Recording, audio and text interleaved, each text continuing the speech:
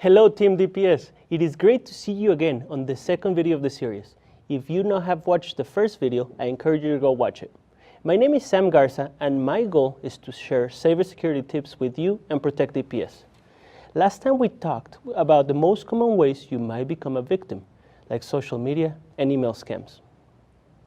Emails and text messages are among the most common ways we communicate.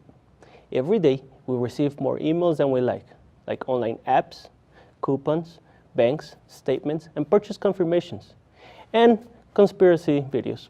Which brings us to today's word of the day. Phishing. An ever-increasing number of companies provide online services, bank statements, or account password resets, all of which are done via email. This is awesome and convenient. However, this is where hackers like to begin phishing. And yeah, scary enough, a phishing attack is similar to casting a rod into the shore and see if something bites. Hackers deploy many tools and lures to catch their fish. Phishing usually starts in emails or messages for services like Facebook or other social media.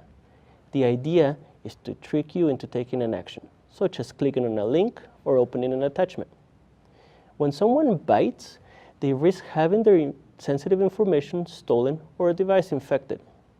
Just like fishermen, hackers work hard to make their lures look convincing. They will make the email look like it comes from someone or something you know, like a friend or popular company, even work. And wait, that's not entirely accurate.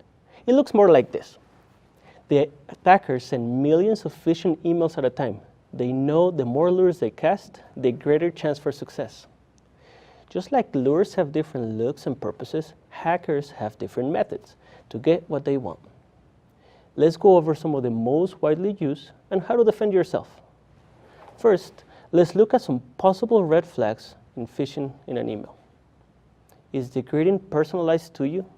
Most phishing emails are generic, like dear customer or user, instead of using your name.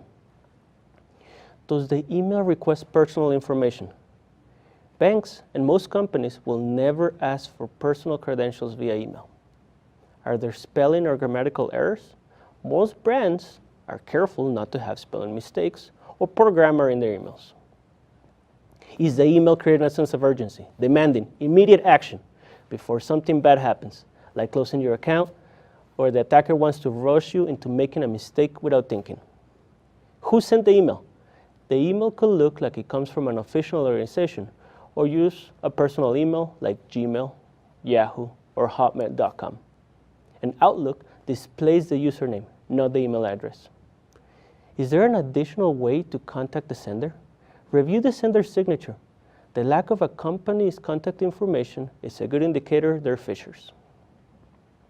Don't click on attachments. A malicious attachment can contain nasty programs to steal your passwords, damage your computer files, or silently hide and watch your online activity. The attacker's email comes with an infected file, such as a Word document or a puppy picture. The message may read, "Click here to see their newest adventures." Clicking to open an email triggers the attack. If there's a link and it feels suspicious, don't click on it. You can hover your mouse over the link without clicking on them.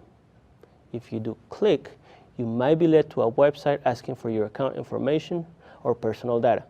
And anything entered here goes directly to the attacker. Trust your instincts. Your best defense is to use common sense. If the email or message looks odd, sketchy, or too good to be true, it could be a phishing attack. Finally, some phishing emails are nothing but scams by con artists who have gone digital. They try to fool you by saying you won the lottery, offering you cheap prescription drugs, or asking you to help an African prince move millions out of the country for a fee. If you respond to any of these emails, they will say they first need payment for their services or bank information, scamming you out of your money. In most cases, opening and reading the message is fine. For their plan to work, you need to be tricked into doing something. This is key. If you believe an email or is a phishing attack, simply delete it. Ultimately, common sense is your best defense. Thank you so much for joining me today. Stay safe, and I will see you next time.